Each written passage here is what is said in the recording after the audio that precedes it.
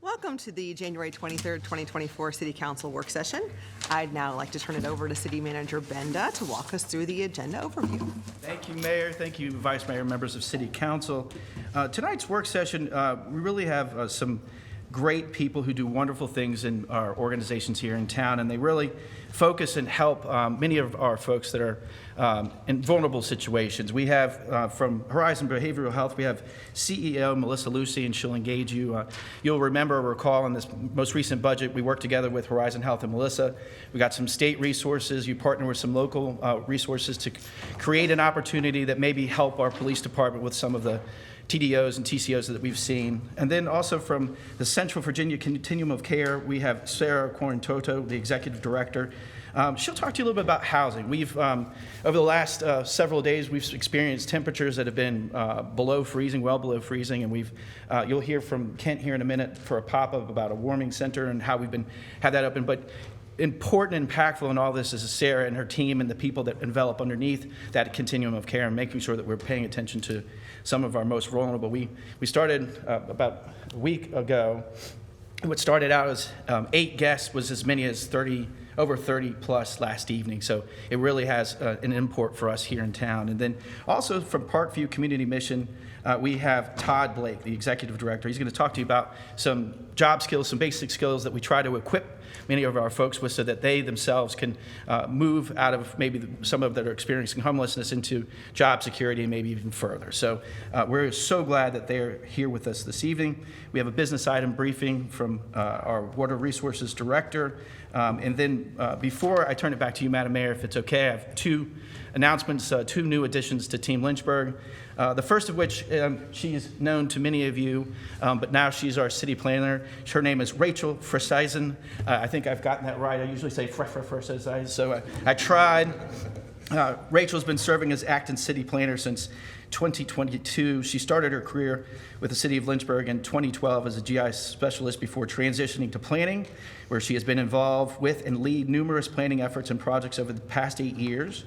Rachel earned her bachelor's degree in geographic science from James Madison University, go Dukes, and a graduate certificate in local government management from Virginia Tech. Rachel also serves on the executive board for the Downtown Lynchburg Association. And interestingly enough, Rachel does not have anything on the work session agenda, but she's here for us to acknowledge her, and well done.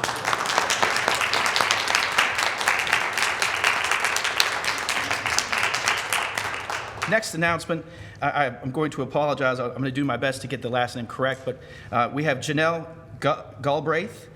She has been named our Assistant Director in the Office of Economic Development and Tourism. Janelle has an undergraduate and graduate degrees in English.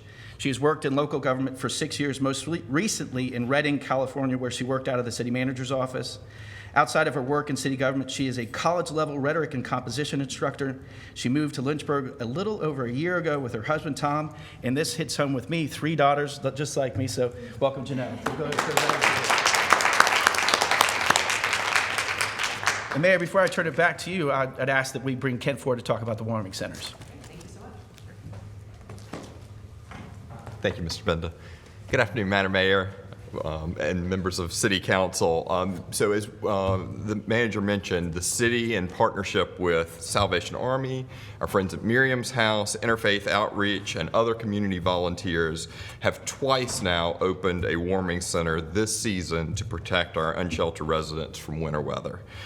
This is not typically a city function. The Salvation Army has historically provided this service for our community. However, a combination of things, including an increase in unsheltered residents, Ms. Corintoto is going to discuss this with you shortly, and a lack of staff and volunteers at the Salvation Army prompted quick action to protect our community's most vulnerable citizens. With the projected warm-up pending in the forecast, the warming center closed this morning after being open for the last 9 days. During this time, as Mr. Benda mentioned, we saw the number of guests starting last Monday at 8, and last night we had 39, which gives you some idea of the need in this community. We've heard feedback from the guests on how grateful they were both to have this haven from the winter weather, but specifically meaningful to me are the comments that we're hearing, things like feelings of respect, the idea of a sense of family and overall feelings of safety and security that this center has provided during some really cold, really harsh times. The operation was only possible through our community's work. Our nonprofits mobilized volunteers, and again, a special shout out to Interfaith Outreach. I saw Sean Farmer here, Miriam's House, both Sarahs, Sarah Quarantono and Sarah Fuentes are here. Salvation Army provided their facilities, and really our amazing city employees who signed up for shifts after their normal work days to work in the shelter. Again, it's all about protecting these residents on cold nights. I also want to specifically recognize our human services staff, our director, Preston Sellers, April Watson, April Rowe, Dana Wright is with us in the audience. Their teams who served as shelter managers. And what that means is they were leading shifts, they were coordinating donations, they were coordinating schedules, and they were running basic operations, because no matter how great your pool of volunteers are, you've got to have folks who've been there before, and having that leadership in the shelter in the center every single day was key to its success. And I want to emphasize, this is all outside of their normal duties. So we don't have a state of emergency. We are providing this because of the immediate need and these harsh temperatures. To give you an idea of what this looks like, standing up one, we opened the center twice, as I mentioned, in 3 weeks. The general criteria was really consistent temperatures below freezing in this combination of winter weather. Most recently, the center opened on Dr. Martin Luther King Jr. holiday at 4 p.m. and it closed at 8 a.m. the next morning. Cots, food, warm beverages, shower facilities, and toiletries were available for the guests. And employees and volunteers would work staffed 4-hour shifts. Many of them worked much longer than 4 hours to make this successful. An evening, in general, required 21 people to make this work. Later in the week, we sent out an all-call to city employees from all departments. Again, this is on a volunteer basis to sign up after they're outside of their normal work hours to help staff the shift. And then on the days when the temperature did not get above freezing and staffing allowed Salvation Army open their dining room so that the residents from the warming center had a place to go during the day to, again, stay warm on these 20 degrees days when the wind chill was rough. The one thing we do know about this operation, we know it's important, but we also know it's not sustainable in its current fashion. Our employees stepped in to address an emergency. Our volunteers and our community stepped in to address an emergency. But we know more dangerously cold temperatures are on the way. I think we heard the weather report yesterday already with an eye towards February. So really, to that end, we just wanted to inform council and the community that we are collectively doing our best as resources allow to provide this service to get us through this winter. But long term, we're going to need to bring you options that are more sustainable and look for your guidance and leadership on that. So that's our commitment to you is working together. We're going to figure out how we get through this winter season, but then we're only going to be successful if we find a different way to do this going forward. So with that, I'm happy to answer any questions you have. Otherwise, we can turn it over to our guests. Questions or comments? Dr. Wilder? I'm just glad to see our community step forward to help our citizens and keep them warm during this time period. I mean, I live in an old house, and my house was rather drafty. I should have went myself. But again, I appreciate the city staff members all volunteering and coming together to make it work together for our citizens. And I really appreciate that. Thank you. Yeah, thanks for all that. We did, but we do have another little problem. We have people on the streets that refuse to go in the shelter. You know, I talked to a guy, man, it's almost 0 degrees out here, and he's sitting there with his double quilts on, but he refused to go get warm. And he stays out there all night. What do we do about it? What can we do? Yeah, and Councilman Taylor, I'll tell you that the guests we have today will really talk about kind of a myriad of support that's available through the community. Obviously, it requires a willingness, but our mental health resources, our shelter resources, and kind of our community mission resources and long-term job skills are services that these organizations stand up, and we want to make sure everyone's aware of those. So, Yes. Okay. Yes, sir. Thank you. Councilman Dolan? I just want to thank you all for, stepping in and seeing that this took place. I think this is the responsibility of every citizen, and I think we all need to step up and make sure that we don't have people that are on the street at night freezing. And thank you for that.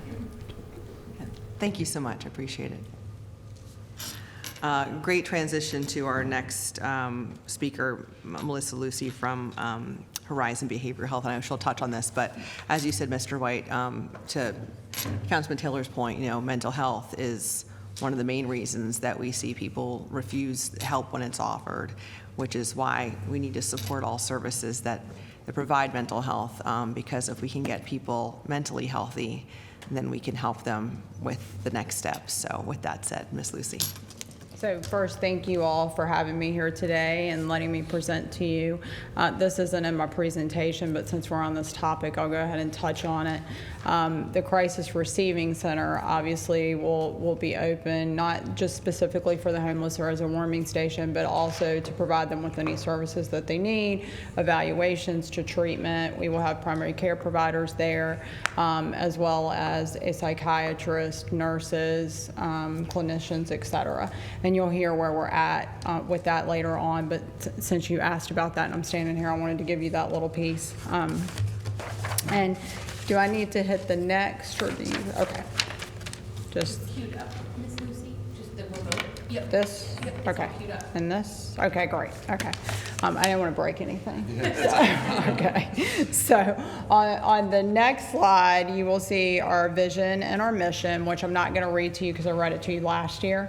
And it is in your packet, so if you have any questions about our vision or our mission, please feel free to ask me.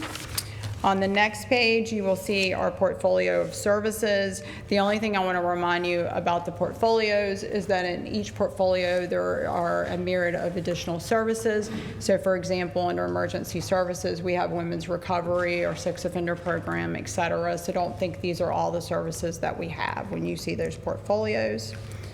I'm going to try to go fast so I can get to the good part in case people have questions. Since I was given 5 to 10 minutes, this is going to be like a speed talk for y'all.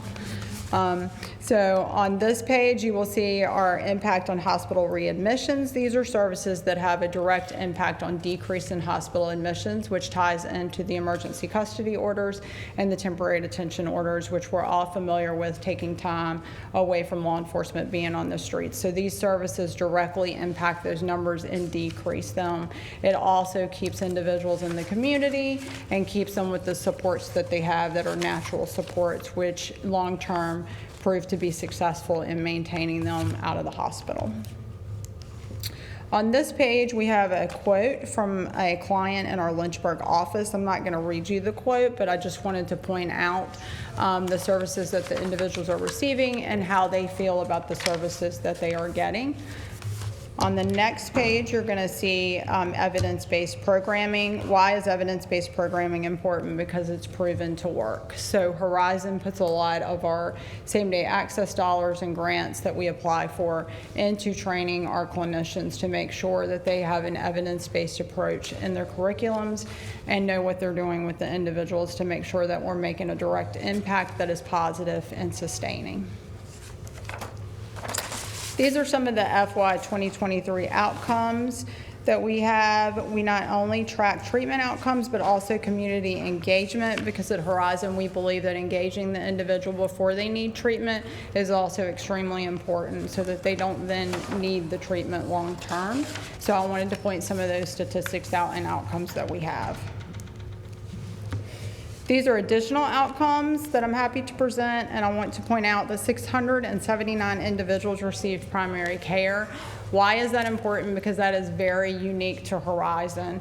Most CSBs do not have a primary care provider in their admissions department. This is something that I actually advocated for and started with our same-day access dollars.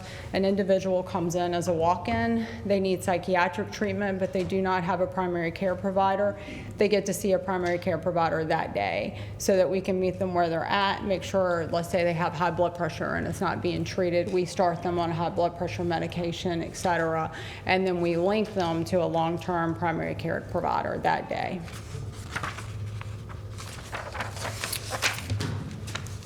On the next slide, these are statistics on our Assertive Community Treatment Program, which you also may have heard referred to as our ACT program.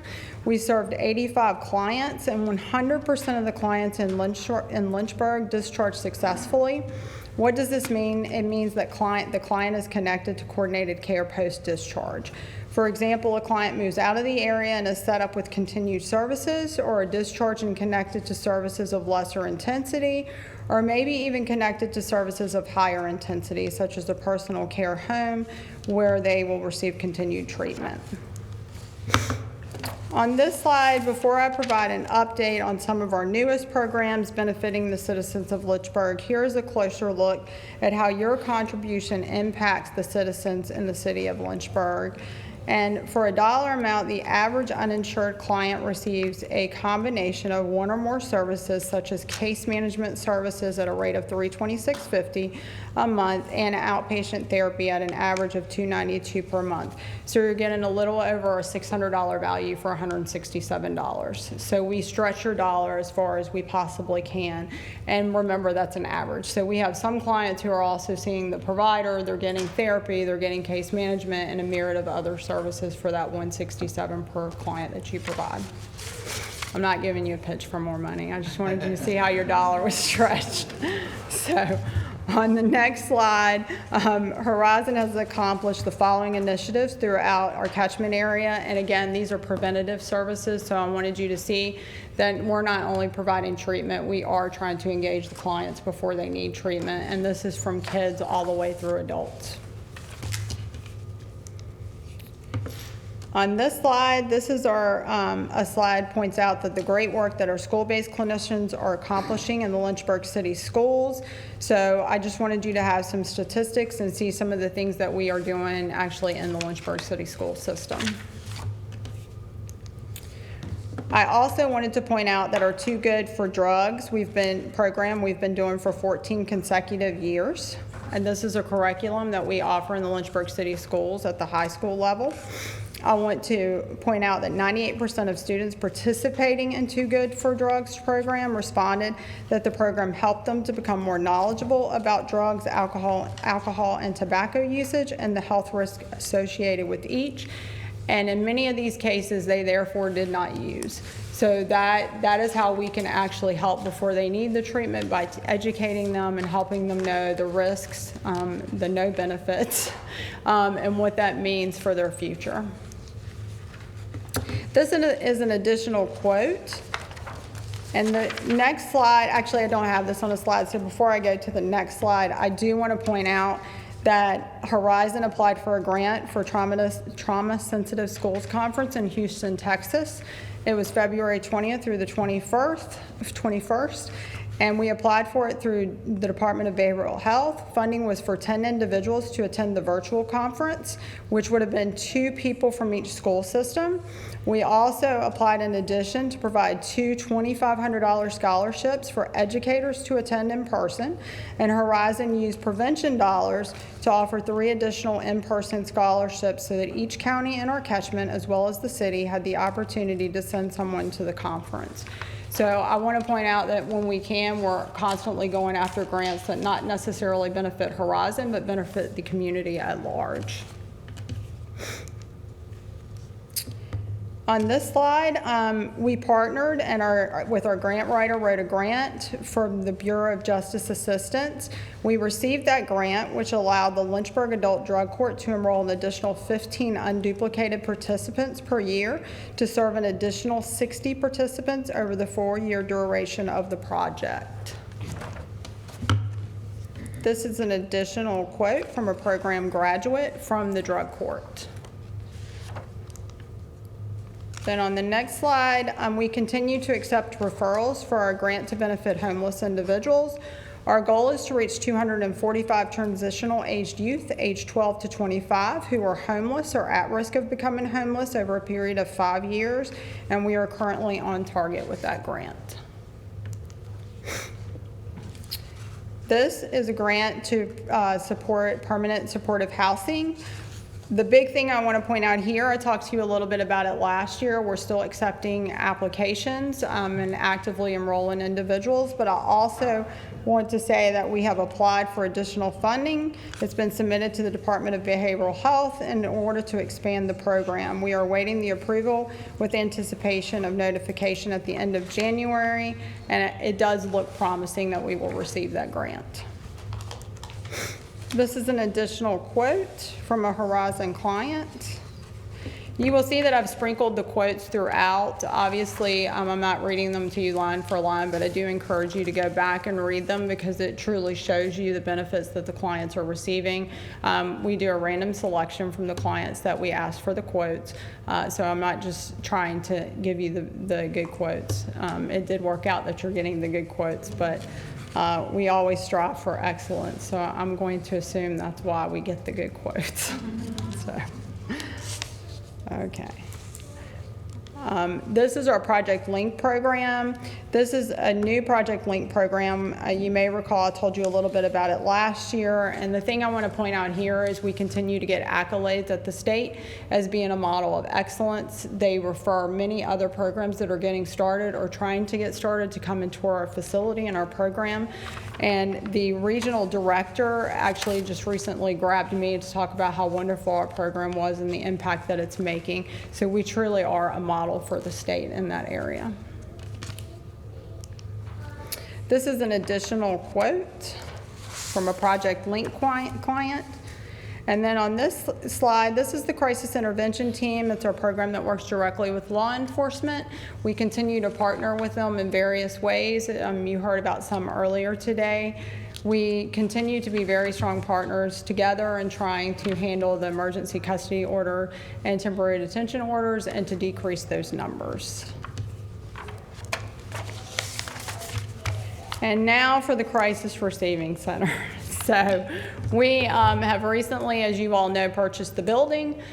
We have just finalized the documents with the architect. So I actually have those in hand. We finalized actually today the document to go out for procurement for the construction document. So we are working to get that out on the procurement website within the next week. That is my goal.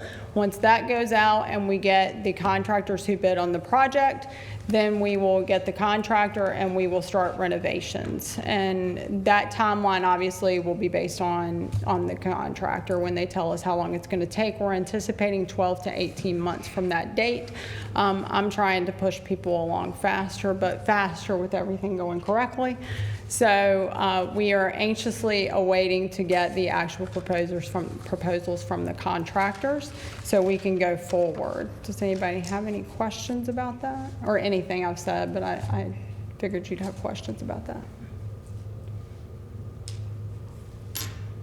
No?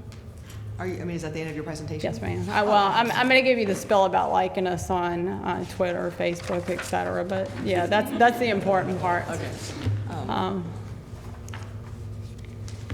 So I'll tell you a little bit, since nobody had questions, y'all can think of some if you have any. I'm going to tell you a little bit about what's on the horizon, which is the Crisis Center. That's the most important. As you know, that's a very big project, but it's a very needed project, and I'm very excited that we're able to do it here and that we're going to be a leader in the state for this. It is our 55th year anniversary, so we will be having a reception, and in honor of the 55th, I'm doing something a little different than we historically do. We're going to provide a training for the community, and we're going to provide CEUs for other professionals in the community that attend the training. It's going to be free of charge, and then we're going to have a reception afterwards to celebrate our 55th year. So So, and then Lynchburg Behavioral Health docket, the application has been submitted to the Supreme Court. To date, we do not have a start date set in stone. However, the interdisciplinary team will attend the Behavioral Health docket summit in October, and Horizon is sending one of our peers to represent our organization as part of the team. That is it. Now you get to like us on Facebook and Twitter. And, yeah. And there's my information if you have questions later. Thank you. Any comments or questions? Mr. Frawley? Serving on the board, I think, has been one of the more rewarding opportunities I've had while serving on council. So I want to thank Ms. Lucy and her team for being here. The items we're going over might seem run-of-the-mill from a mental health operator in the area, but this is not. It's anything but. Lynchburg is leading the way, and I'm really proud to be associated with you all, and I'm pleased that City Council was willing to partner with you, especially on the Crisis Saving Center. Again, Lynchburg leading the way, being creative on addressing mental health issues, and this is a testament to that, and there's more coming. So I want to commend you and your staff, and then just say thank you for having me be a part of your organization. Well, thank you. I appreciate all of your support as well as council's support. You know, when I first took this job over, I thought it was going to be a little more challenging, but I must say everybody's been very supportive, and that makes my life and my job a lot easier, so I appreciate that. So thank you. Thank you, and I do think, you know, the emphasis we're putting on mental health, you know, I wish that there's no way that we could have foreseen the crisis that we're in, but we're here, and for the public, you know, they don't know what we know, but when we talk to our law enforcement community, our social services, what you know, those that are in the professions, and those who will talk after you tonight, you know, we have 5-year-olds that are being sent into long-term institutions. 3 now. 3-year-olds. I mean, it's unbelievable what we're seeing. I mean, at the schools when I go, how many are being treated by your services? As Councilman Taylor alluded to, people that are refusing treatment on the streets that truly need it. I mean, it is a true crisis. And so I'm so thankful that we were able to support the receiving center. Can't wait for it to get built. I'll pray that it gets sped up, but it is a huge need. And I was actually traveling over the holidays in some much larger cities. And as much as people enjoy, we'll talk about larger cities and what they have to offer, you know, the larger the problems are. That's right. And so I came back to Lynchburg, very thankful to come back to our city, but we have our own set here, and to be able to try to treat what we have here is enough. So thank you for what you do and what Horizon brings to our city, and I really appreciate it. Thank you. Thank you. Okay, next up is Central Virginia Continuum of Care Executive Director, Ms. Sarah Quarantoto. I said it right. Yay, you did it. I just call you Sarah. But. Perfect. Good afternoon, Mayor Reed and Vice Mayor Feraldi and council members. Thank you for having me. I am going to talk a little bit about homeless response in Central Virginia. And to give you a little bit of background, I'm the executive director of Miriam's House. Miriam's House is a local nonprofit. We're celebrating our 30th anniversary this year, and we were founded with a mission to end homelessness and rebuild lives, so we've been doing that for 30 years. We have a variety of homeless response programs, some working directly with individuals experiencing homelessness. We have programs for homeless families with children, ones for young people that works closely with Horizon's program, those programs that work with chronically homeless. But what I'm really here today is to talk about our role as the backbone agency for our local homeless coalition. So back in the late 80s, there were funds made available to nonprofits working to address homelessness. So Miriam's House in 1992 was the first recipient of federal funds to address homelessness in our community. And just a couple years after that funding, the HUD, Department of Housing and Urban Development, mandated that all communities across the country really come together and form coalitions to address homelessness, to make sure that homelessness was being addressed in a really comprehensive, collaborative manner, that people weren't being missed, and there was a really great process to address homelessness. So Miriam's House founded our local homeless coalition in 1997, and for almost 30 years we've worked with a ton of partners, many here in the room, and of course with the city of Lynchburg to address homelessness. We have a really robust governance. So there is a board of directors for the continuum of care. There's a lead agency, which is currently Miriam's House. Over the history, it's kind of gone to different organizations, Link Hag, Rush Homes, other entities have taken that on. And we have a variety of working groups working with particular populations like veteran homelessness, and then some working on things like improving our data to make sure we have a really comprehensive view of homelessness. And of course, things like monitoring and making sure that all of our homeless response programs are really top-notch. Here is our COC board members. So as you can see, really from a variety of sectors, we always have members from like Central Health to make sure we're collaborating really closely with our healthcare system. Horizon, of course, is at the table. City of Lynchburg employees with the police department, and also with human services. Of course, our housing authority is a huge partner, and then other nonprofits like Interfaith and other organizations that you can see there. Our homeless response system really works comprehensively to make sure that folks are being served in the best way that we can. So that purple line up top there is our access points. Our primary access point for assistance is a homeless information line, which of course that position is funded through a CDBG grant through you all. And that's really where we can assess each household situation and hopefully triage them to other community resources so they never become homeless, or help them, if they are homeless, get into shelter or get connected to our street outreach program to make sure they're receiving services. We also, of course, work closely with our domestic violence hotline, both in Bedford and then here in Lynchburg, and we have a street outreach program. In that blue sort of middle section there is where we're serving people either with homeless prevention so that they never become homeless, or with a shelter, or if they're unsheltered, of course, we're serving them on the street or in their vehicle. And of course, the goal is always that green line at the bottom that folks are moving from homelessness into housing. So some really great news that we can share as a community, which I think we always need good news, is that we have really decreased the number of households experiencing homelessness in our community. So if you look at 2019, which is right before sort of everything changed, we had 673 people that year experiencing homelessness in our community. And this past year, we had 421, so a 37% reduction, which is really amazing. This kind of shows you year over year some data.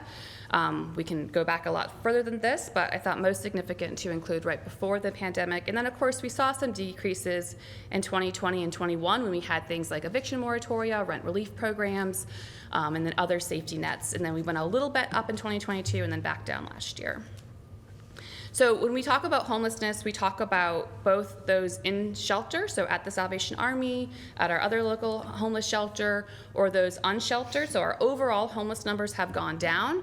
I think what's a little bit alarming, or quite a bit alarming, is that our unsheltered homelessness has really increased. So while overall homelessness has gone down, the number of folks sleeping outside, on park benches, in their cars has gone up 322% since 2019. So homelessness in our community, even though has overall decreased, is much more visible because many more people are sleeping outside each night.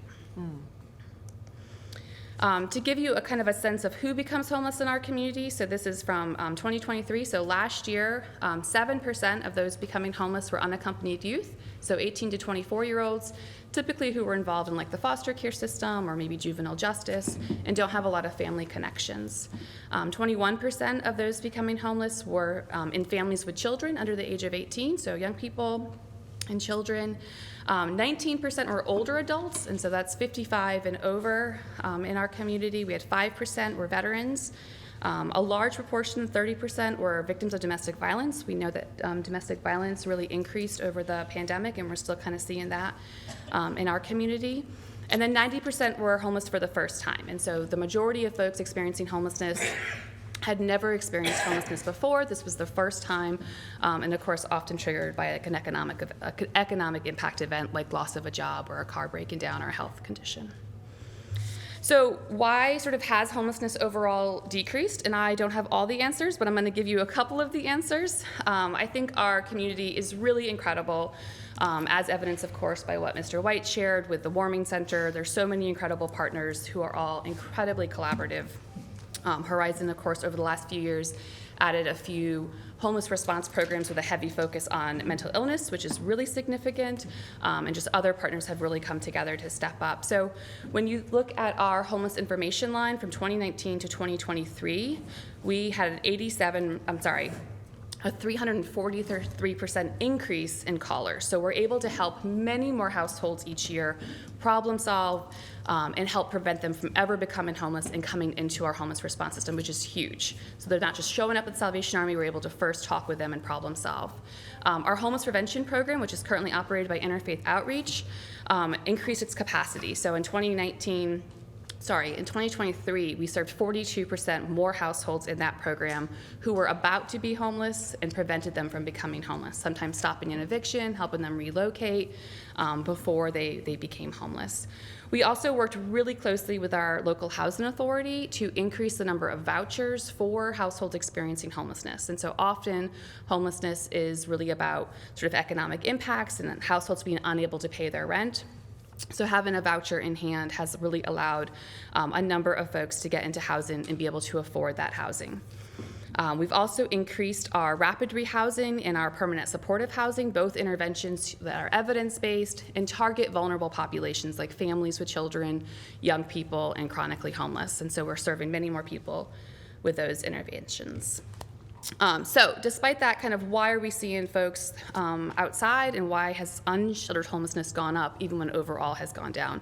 And really the primary reason for that is from 2019 to 2023, we had a 26% decrease in the number of shelter beds. So each night that means we have 25 less beds in our community for people to go to. So you'll kind of see there what happened. Salvation Army did some renovations in 21, decreased their beds from 70 to 57. Hand Up Lodge closed in March 2022. They had 28 beds. We found a new provider, which they're doing amazing, Roads to Recovery, but they only have 16 beds. So overall, we've lost 25 beds each night. And of course, when folks are sleeping outside or in their car or on a park bench, it's much harder for all of our providers to serve them. It's harder for us to know where they are, to make sure they have access to healthcare, mental health services, housing search, everything they need to end their homeless crisis. So challenges and opportunities kind of looking ahead. So obviously you guys all know that housing costs have gone up and they have stayed relatively up. And we also lost a lot of affordable housing over the pandemic. So we had a lot of units who, previously the rent might have been low for some of our lower income households, then got renovated or flipped and now are much higher. So the opportunities there, though, I think are pretty positive. We have some ARPA funding coming to our community to increase housing for households experiencing homelessness, so set aside units that will be available to households for up to 15 years that are experiencing homelessness. We also have a new development with Rush Homes. They have a Florida Terrace development coming online just in a couple months. I think their grand opening is in February. And 8 of those units will be set aside for individuals experiencing homelessness. The other challenge, which I don't have a lot of to share right now, is really just our lack of emergency shelter beds. And that really is important, just kind of so that we can get with folks who are homeless, provide the services they need, and get them back into housing. So I look forward to this year really working closely, or continuing to work closely with City of Lynchburg and you all to really come up with some creative solutions for that problem. All right, I think I kept it to 5 to 10 minutes, but I would love to answer any questions that you guys might have. Any questions? Dr. Wilder? Again, thank you for working with our community. It is so vital, especially when we had the situation with the James Crossing and trying to find housing and all that, making sure that the whole system worked. So we really appreciate all your efforts of you and your staff to do that. It just helping our citizens with dealing with homelessness and just trying to find some permanent housing for them. So I really appreciate that. Thank you. I appreciate it so much, and I've learned so much this past year from all of you that are here today, and especially on this topic, because it was something I didn't fully understand myself and know a lot of the whys that I now hear so many people ask themselves, and I'm able to answer a lot of the questions. And so I wanted maybe for the public to hear that I know I see a lot on like Facebook exchanges about some questions. I know when you put the statistics up earlier about the domestic violence and specifically families with children, why is that a higher number of people that we see homeless? And I know that what I've learned about, like, for example, women that have suffered domestic violence, like here in our city specifically, we have limits on the shelters as far as the timeline, and many other cities have a limit on the timeline, how long a woman can stay in the shelters sometimes. And so then there's a limit, and there's not affordable housing or a place for them to go. Then often that can be a barrier as to why they end up homeless. Or families with children, a lot of times if there's not availabilities that at some of the shelters that we offer in certain cities, and they can't take children, or there's a limit on the age of the children, that can be a reason why certain families can't make it. If there's nothing available, then that is also a barrier. But one of the questions I would like you to, if you don't mind, people a lot of times will ask about certain people in the city that they'll see that we have that appear to be homeless, and why is no one doing anything about them? And we talked earlier about, we can't force anybody. But I know that you and I talked about the day that I visited Miriam's house. You guys go out to, the woods, really, and go to people and try to help them. Would you mind just kind of elaborating, because I really want the public to hear the efforts that are being made, and if you could also talk about the piece of not being able to force people, because I think people need to understand kind of where that line is. Do you mind? Yeah, sure. So we partner with Community Access Network to provide street outreach services. So they have a dedicated worker who's incredible, who goes out to anywhere, a known location where someone might be sleeping. And so if we get a call through our homeless hotline, or if a provider calls and lets us know, hey, there's someone, in a certain location, we'll go out and meet with them and try to engage in services and talk through their situation. And for the most part, it's hugely successful. Most people want to engage, they want to receive help. Sometimes it might take a little longer to build rapport, and so perhaps someone has had bad experiences in the past or has been let down by service providers. So we've had stories of individuals who maybe it takes 3 or 6 months to kind of build that relationship and then get them into housing. And then, we have probably just a handful of individuals in our community who so far have not engaged in services. It doesn't mean that we give up on them. We continue to try to engage and try to build that relationship, I would say, if not daily, probably on a weekly basis at least, with the hope that, eventually that we can kind of break through and really sort of form a relationship. I will say we work really closely with Horizon on a number of those cases. Their permanent supportive housing program and their ACT program really provide much more intensive sort of housing plus mental health support than some of the programs through the continuum of care, where it's much maybe lighter on the mental health services, where we partner with them. So they've been a really great partner with that. But you're right, even the services that they provide, unless the person is a danger to themselves or others, they have the right to reject services. Right, and I was going to get to that. If they're not a harm to others or themselves, and they've rejected services, we kind of have to let them be. And I think that's important, because I know a lot of people have really good intentions when they engage in conversations on social media with me and others, and I try to explain that piece. And so I know people are caring. But they don't understand kind of the whole. And they can also always call Adult Protective Services, and Preston's team does a great job to gauge that risk, and they'll sort of gauge if someone maybe is a danger. Or is perhaps being exploited, so there are a lot of really great partners that kind of come around. But at the end of the day, yes, if someone's not being exploited and they're not a danger to themselves or others, then they do have the right to refuse services. Right. Well, thank you so much again for all you do. I just want everybody to know that you guys that you really do make every effort to help those that are out there. So I really appreciate it. Great. Thanks for having me. Thank you. Okay, next up, Parkview Community Missions Life Skills Institute Executive Director, Dr. Todd Blake.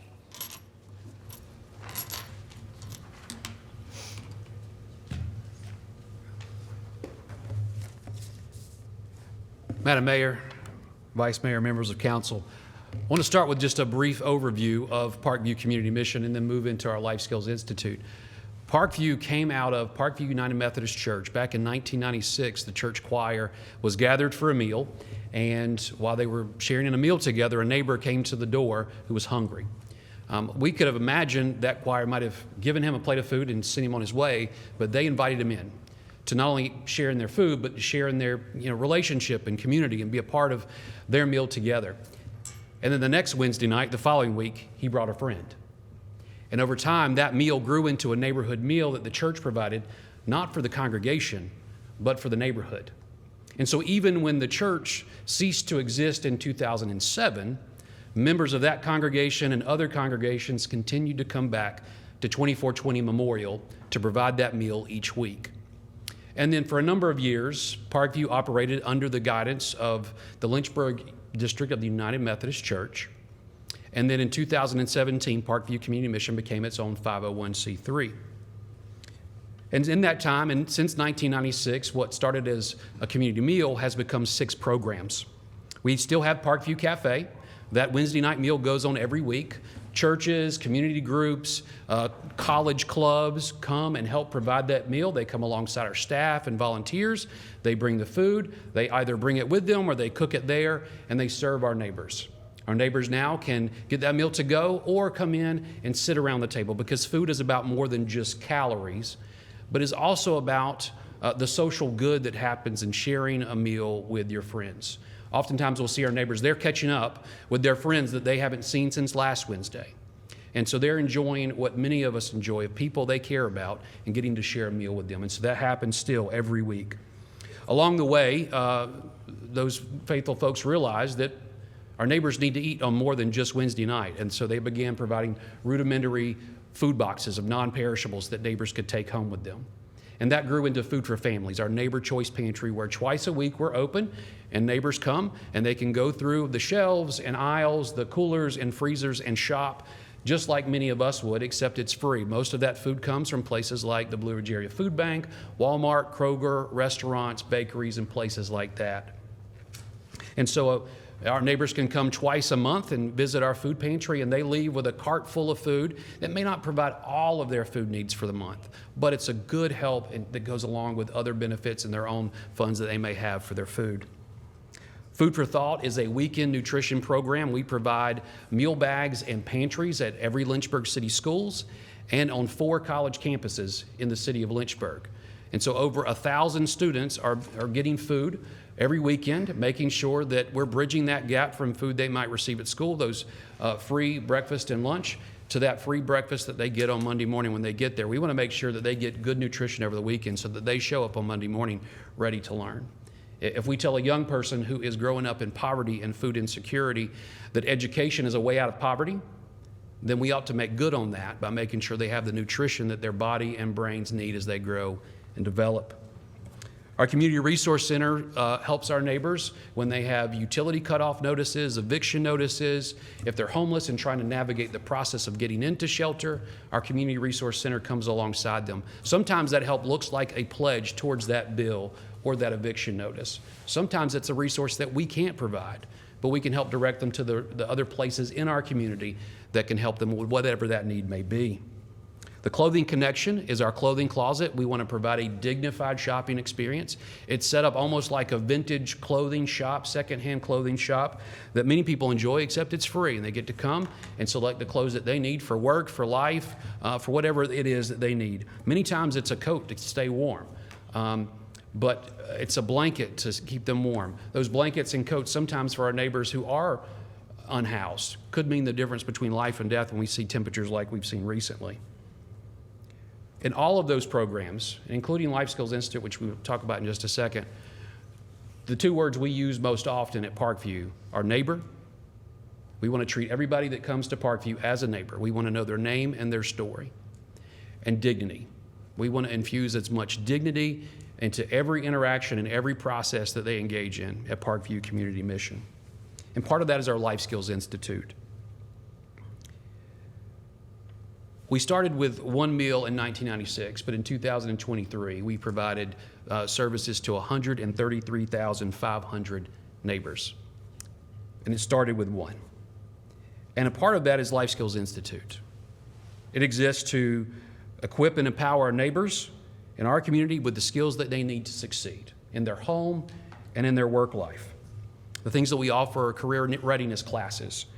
We want them to learn how to be a great employee, how to show up on time, how to be a problem solver at the workplace, how to be a team player in the workplace.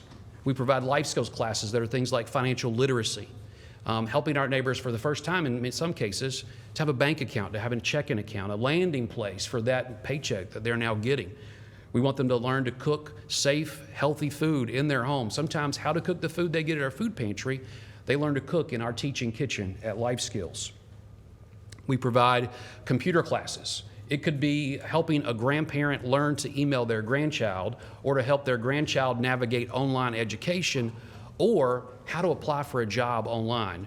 I don't think many jobs now are walking in and handing in a paper application. It's almost always an online application these days. And so sometimes our neighbors just need a place to do that and someone to help them through that process. We provide one-on-one career mentoring, including things like how to write a really good resume, how to nail the interview when you get the interview. We provide 1-day and 2-week bus passes. GLTC is a great partner. They help us to get discounts on those bus passes, but we give them that day pass so they can get to the interview. 2-week bus passes if they're relying on public transportation, so that when they start that job, they can get to and from work until they get that first paycheck. We provide interview clothing, and when they get the job, we provide the clothing they need for the job. That could be steel-toed boots and coveralls. It could be scrubs. It might be black pants and non-slip shoe wear for a job in a restaurant. But really, we want to remove every barrier that we can to their employment. We get to do that because of Lynchburg City. Thank you to Council for approving the receiving of funds from VDSS. Thank you to Lynchburg City staff that helps to facilitate that grant for us. But that grant of $100,000 each year, we believe is a good investment. We believe Parkview is a good investment. We believe our neighbors are a good investment. I came to Parkview in October of 2021, and one of the first tasks that I was given from our board was to revamp our Life Skills Institute. And so we spent a lot of time looking at the process, looking at our procedures, looking at how we engaged our neighbors in career readiness services. The first hire that I made was Monica Link. I tell her she makes me look smart because she's great at what she does. She has been a godsend to our neighbors in helping them to achieve their career goals. What does that look like, that grant in actual results? She came in February of 2022, and in 2022, 22 of our neighbors entered the workforce. Their average wage was $11.84, and based on their part-time and full-time status, they stood to earn $369,000 in income. We spent a lot of 2022 trying to understand the process, understand what our neighbors needed, understand how we could best help them. And in 2023, 79 of our neighbors entered the workforce. Their wages went up, $13.37 an hour, and they stand to make $1,668,000 in wages. That is an impact over 2 years of $2 million that gets reinvested in our community. And so we believe they're a good investment. That is 101 neighbors over the past couple of years that have been able to enter the workforce in a way that is dignified for them, helps them achieve their career goals, and it's good for our community as a whole. In your packet is Grace's story. She came to us in March of 2023, and some of the things that stand out is she was just discouraged. It had been a frustrating process for her. Not only did she come to classes, but she found people who believed in her. They helped her with skills, but they also gave her confidence. She got the clothes that she needed for the interview and the job. And really, pretty quickly after she entered that job, she wasn't satisfied with just that. She wanted to take more steps. She wanted to advance in her career. She wanted to move up. She wanted to do even more. And so we were going to continue to come beside of her and support her in that. We get to do that. As you can see on page 2, a lot of the partners that help to make this happen. And again, Lynchburg City is chief among them that helps this to happen. But we're excited about what 2024 looks like. You see the numbers from 2023 and how they grew over 2022, but we're excited about what this year holds. We want to do things like continuing to strengthen those partnerships. Those partners provide teachers for classes. They provide supports like people to come in and do one-on-one mentoring, whether it's around their career or their financial goals. But we want to be a nonprofit that's known as playing well with others and that we work well and we collaborate with the partners that we have in our communities. Virginia Career Works and their provision of a career readiness navigator. It's Iron Lives and dreaming about ways we can invest in young people in ways that give them confidence and learning to cook food well, but also to gain job skills along the way as they do that. This year, we want to cultivate higher paying jobs. And so building relationships with employers that will provide higher wages and really good benefits. I mean, we look at that hourly wage, and $13.37 is really good for someone that's been making $0 an hour, but we also know that's not high enough. And so how do we continue to help that increase? How do we improve not only the number of neighbors getting back into the workforce, but the wages that they're receiving when they re-enter the workforce? And we want to continue refining and improving our follow-up process. Monica and I have talked a lot about how we follow up with someone once they get a job, following up the next week, and the next month, and 6 months, and a year. How can we continue to support them? As Grace's story shows, many of them, they get into a job, and they want to keep moving. They want to keep growing. And how do we continue to support that growth so that they can advance in their career? They can get promotions. We want them to have the skills. We want them to show off at work so they can get raises. We also want to continue to support the neighbor who's gotten a job but is in danger of termination. Can we help them stay employed? Can we continue to support them in a way that keeps them from losing a job and beginning that cycle again? We get to do this in large part because of your help and your support of what we do at Parkview, your staff support of managing this grant, facilitating the funds getting to us, and so that we can help our neighbors. So on behalf of Parkview Community Mission, I want to say thank you to all of you and all of you for helping to make that happen, and I welcome your questions. Thank you so much. Comments or questions? Again, thank you for working with our community. It's so vital. All from Parkview to Interfaith Outreach to Mary's House to all the organizations. You know, this one thing, the city council piece is one thing, but to see our community come together and really work together and address homelessness. And it's so important that we stop homelessness and stop poverty. And the way we're going to do this by educating them into careers and to find those careers that have the higher living wages. Like we have a Framerton coming in town with, I think, 500 jobs or whatever. And it started sounding like $100,000. Just seeing what some of those needs are they're going to need, but just transforming persons from one area, that $13 an hour, to that $20 an hour, or to that $30 an hour, so we can end that homelessness and end poverty in our community. But all of us, all we can do it is always working together with our community colleges, with our partners, with our great skills programs. All of us can do this by working together. And it takes persons like Parkview and Interfaith Outreach and Mary's House, all of us using our different areas of expertise and changing our community. So I really appreciate the work you're doing in our community for our citizens. Thank you. Thank you.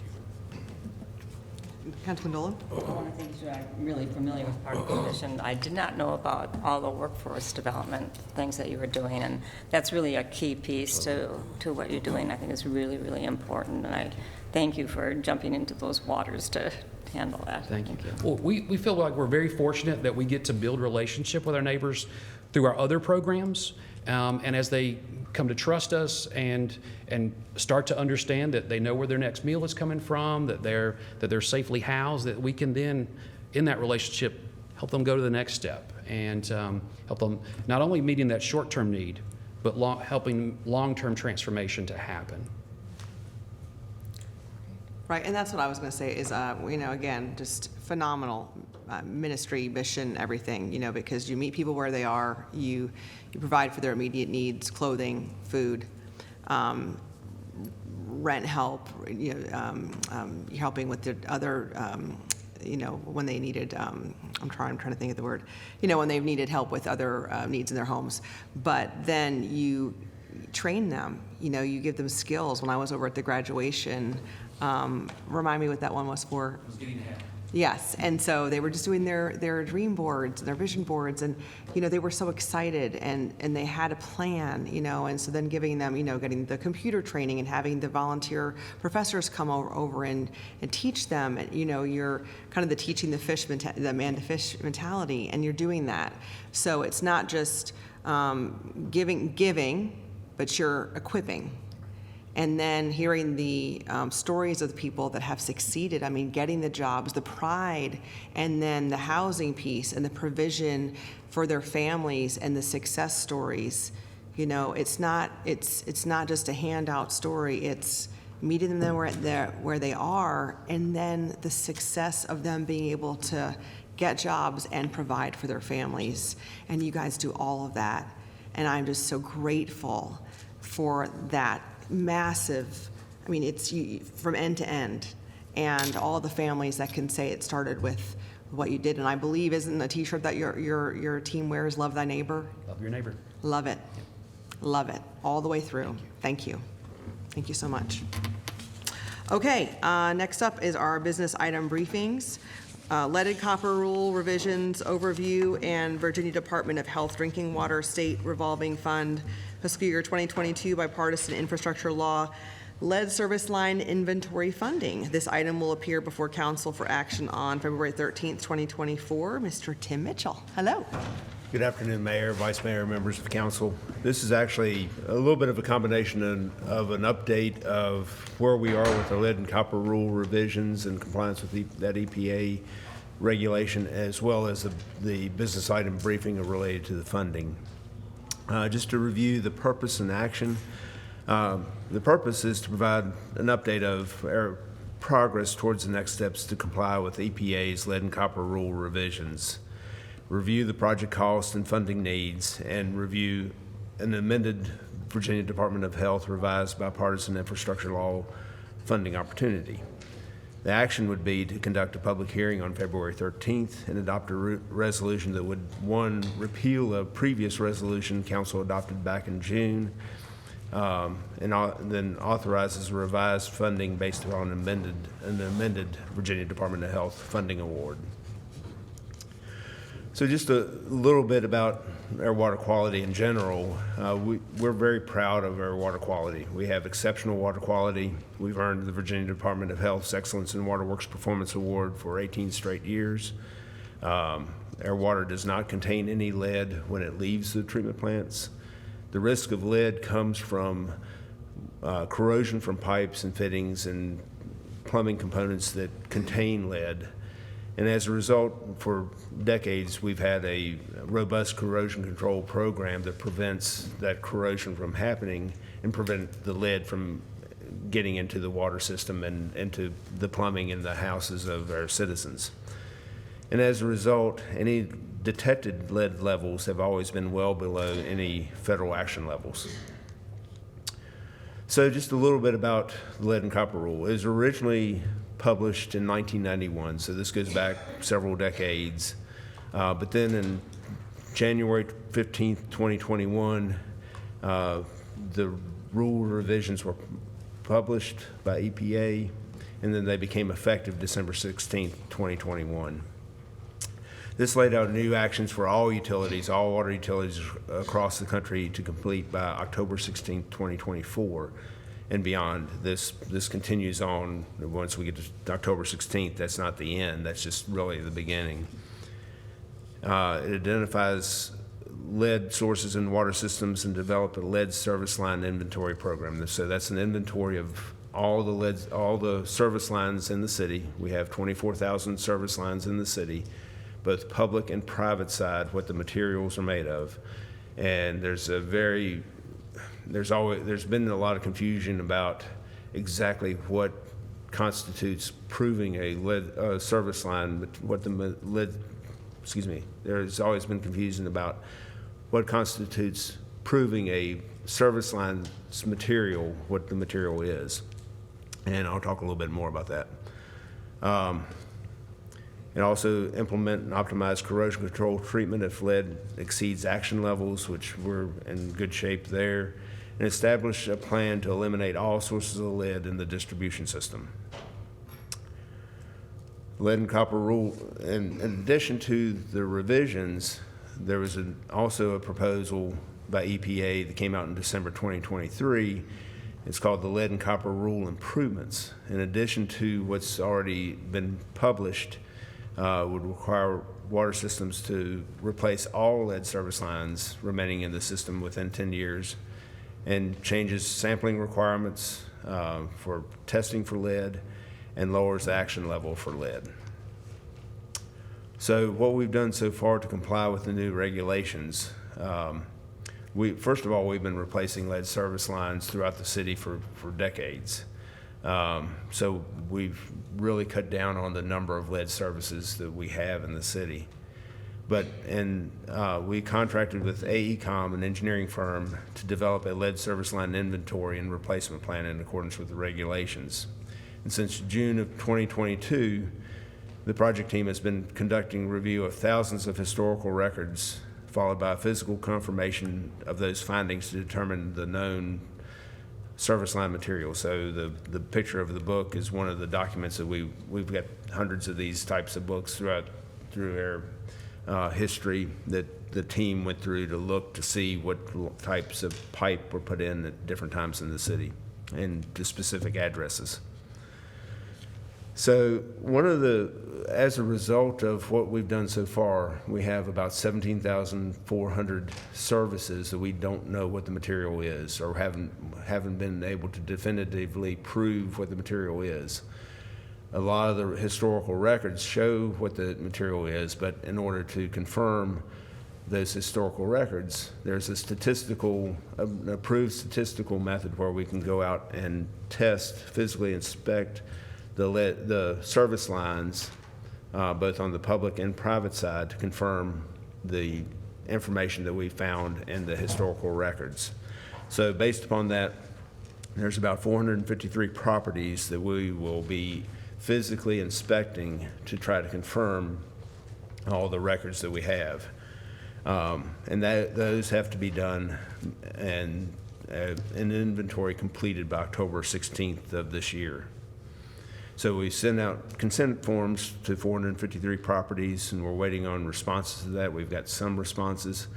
If the citizens say, no, we don't want you to inspect our service lines, then we have to go to the next round of random properties that we'll send out consent forms to inspect until we get up to the 453 properties to inspect. So depending upon the results of those inspections will kind of dictate what our next steps are in determining what the inventory is. But beginning in March, we will start doing the actual physical inspections of those 453 properties. We'll develop an initial lead service line inventory and replacement plan, which has to be submitted to the health department by October 16th of this year. And what the inventory plan will look like is it'll be on our city GIS system, and the picture on the left-hand side shows dots on each property, and the dots are shown half one color and half another color. And those colors indicate what the service line material is on the public side and on the private side. So any citizen will be able to go to the GIS, look at their address, and see what their material is.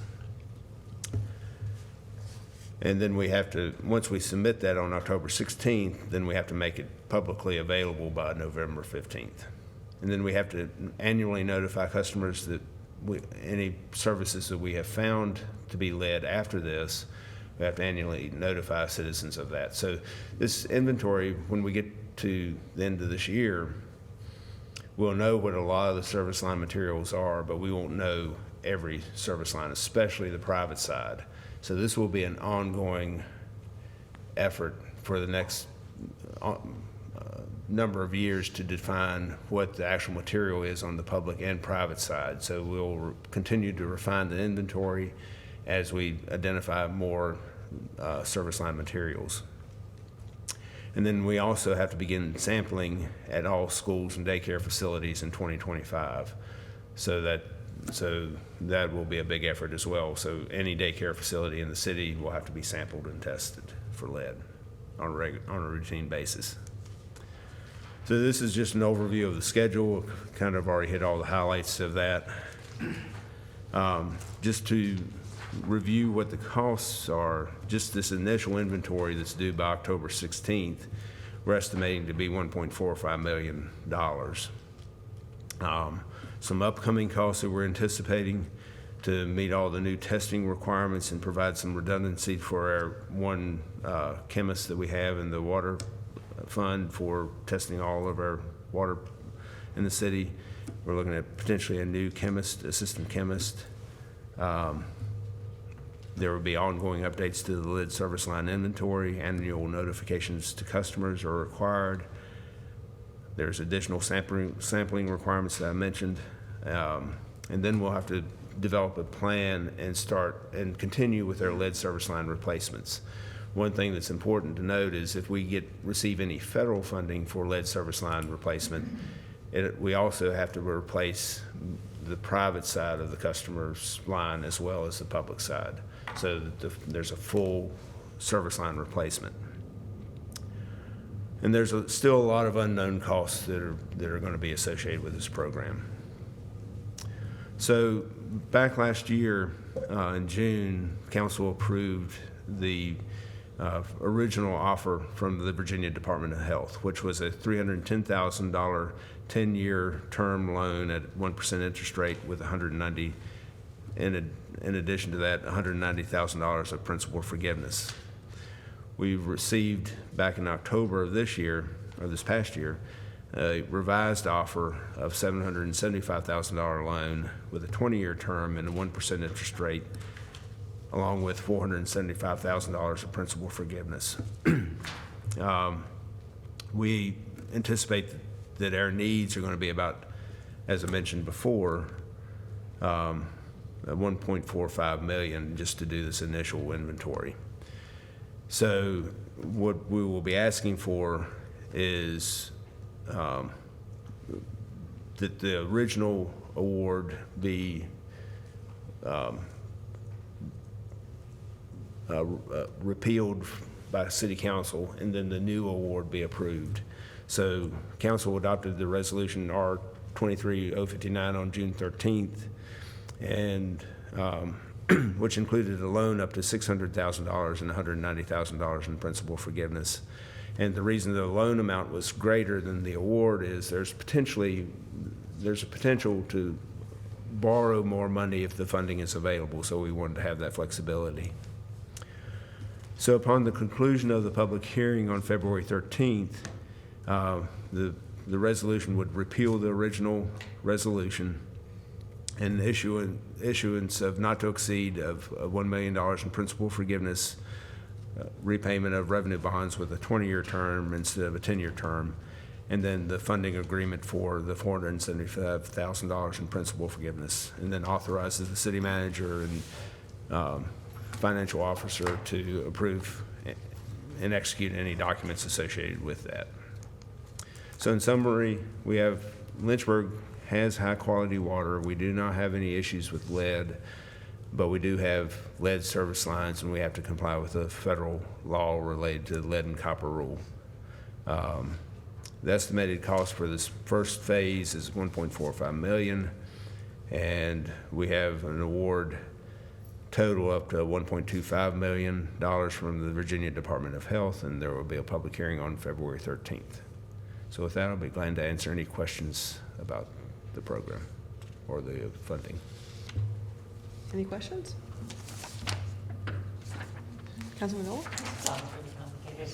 Not my question, but the whole process. And I have two questions, actually. Where did the number 453 come from? I'm sorry? The number that you had, 453, where did that come from? Is that just an? The 453, the number of services that we're going to inspect, that's a statistical method that was approved.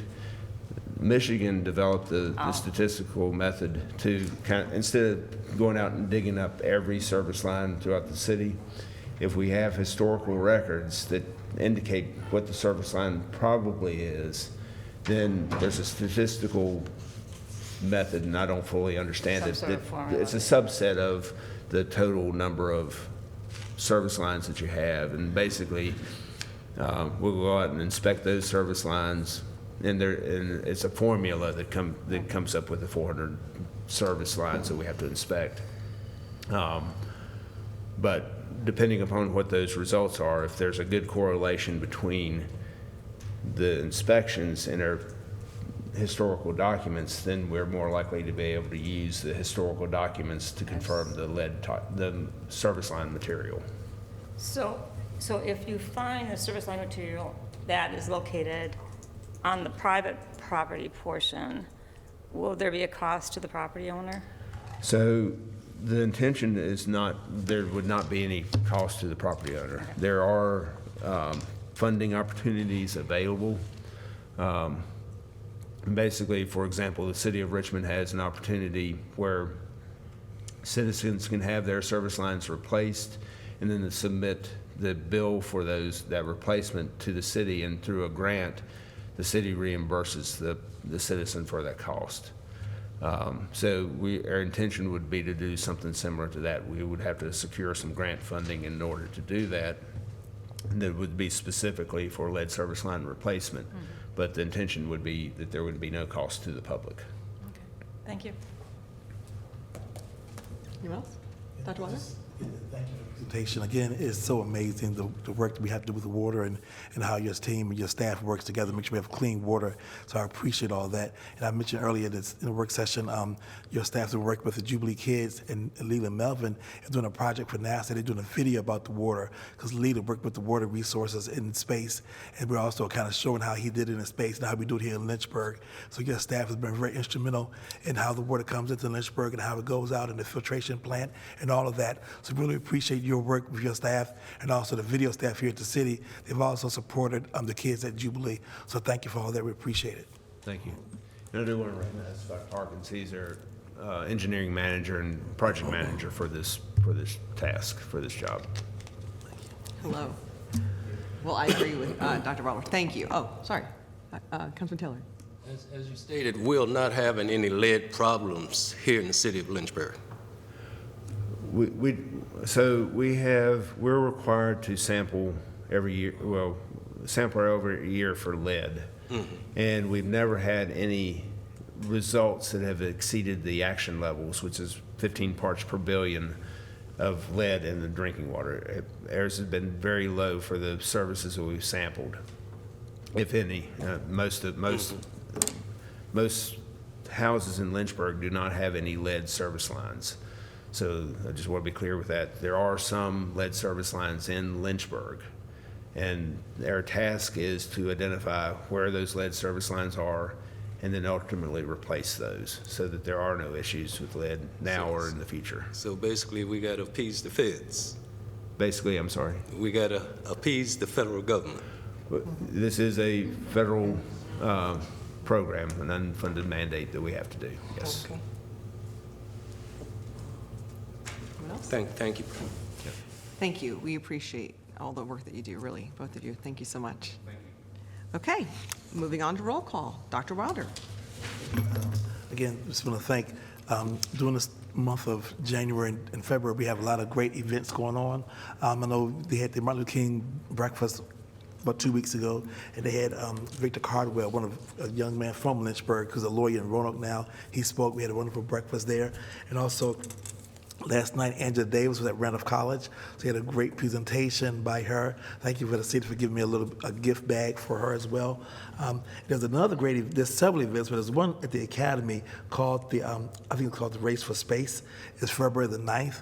Leland Melvin did a documentary. It's at the Academy on February the 9th and Friday at 7:30. It's free. There's a discussion afterwards. So we really want persons, especially kids, to go and see that. Talk about this Race for Space. It talks about the first African-American who was supposed to go to space, but unfortunately he did not because of his color, some other situation. So I do a documentary about that. But it's so historic and educational for our kids to see that, and now to see Leland, who's from Lynchburg, and now he did go to space. So see that possibility that's there. So I want you to take advantage of all the great things that are going on in our community. And also I want to thank the Foster Family Foundation. They received over 500 new coats. So they've been giving them out in our community, and it's with all the partners we received with Interfaith Outreach and we mentioned some of the other projects that are going forth. But just great to see our community work together, especially this cold time period with the warming stations. It's so great to see our community come together for those who are less fortunate. Thank you. Councilman Dolan? All right. Councilman Taylor? Nothing? Vice Mayor Fraldi? Paulette Cirker. Paulette Circle. There is a, I forget the term. It's not a cauldron, but it's a culvert, maybe, is the term. I forget the exact address, but it's on the railroad side, and so if you know the neighborhood. And there is significant, wow, my brain is fried today. Erosion. Thank you, Larry. And it's going to be a challenge, I think, maybe addressing it because it runs right under the railroad, and then all of a sudden that gets all sorts of fun stuff involved. But the constituent asked if we could take a look at it, if there could be any protections done there. It is not owned by the HOA. It is not privately owned. It is the city's. So if there could be a look there, I'd appreciate it. I've had a lot of people contact me on social media about their AEP bills. And I know that's not us, but I want to address it just so everybody knows I did address it. People are not happy about their AEP bills. So I know the Vice Mayor and I have talked about it. I know that's probably more of a state issue, but I just want to clarify that's not the city of Lynchburg. We're not doing it. And we agree, our bills are, a lot of us have had high bills, but it's not us. So we can look into it, but it's not the city. So just want y'all to hear it up here for verification purposes. Councilman Helgeson left, but I wanted to mention that tomorrow is his birthday. So happy birthday, Councilman Helgeson, wherever you disappeared to. And then we are going to celebrate the Parks and Rec Department. And before I formally say all that they do, I had the Human Trafficking Summit that I talked about last meeting over at the Miller Center on Thursday night. And I have to give a giant shout out. I already did an email, thank you. But Birdie, B-E-R-D-Y, Birdie, and her staff helped me tremendously Thursday night at that event. And I emailed Mr. Woody, the head of our Parks and Rec Department, and said she deserves 10 gold stars for being superb. She went above and beyond, and so we have great, great people. And so I always think it's important to acknowledge that as many times, in as many ways as you can, because it is very important when you have really good people to make sure that they are appreciated and acknowledged. So Birdie, you rock, and you made my night so much easier, so thank you. All right. The Lynchburg Parks and Recreation Department's mission is to improve the health and happiness of our diverse community by stewarding parks, public spaces, and trails, as well as offering comprehensive recreation services. In 2023, Parks and Recreation offered over 700 programs and served more than 7,500 participants. Programs offering arts and crafts, music, youth, and adult athletics, gardening, day camps, and special events are just a few of the many exciting and fun possibilities. Lynchburg Parks and Recreation also operates the Nature Zone, which is an environmental education center that offers a number of activities and experiences. Turtles, catfish, snakes, and tarantulas are just a few of the animals that call the Nature Zone home. Visitors are able to experience animal feedings, classes, and camps, as well as sponsor animal care and learn from one of our highly educated naturalists. The Nature Zone is located on the ground level of the historic Miller Center. Looking for an outdoor activity or adventure? Parks and Recreation offers more than 850 acres of park land and a variety of amenities and features. Play basketball at one of the many outdoor courts, take a bike ride along scenic Blackwater Creek Trail, cool off on a hot day at Riverside Park's splash pad, or kayak or canoe, and fish at Ivy Creek Park. Parks and Recreation is proud to offer ADA compliance park amenities at a number of facilities to ensure that Lynchburg Parks truly offer something for everyone. Having a birthday party, family reunion, picnic, community meeting, or even a pool party, chances are the Parks and Recreation Department has a facility that's right for you. Rental opportunities include athletic fields, community centers, meeting rooms, the aviary, and Miller Park Pool. Lynchburg's dedicated Parks and Recreation professionals take pride in the programs and services they provide and look forward to continuing success in 2024. So thank you to our Parks and Recreation Department. With that, we are recessed until 7 o'clock.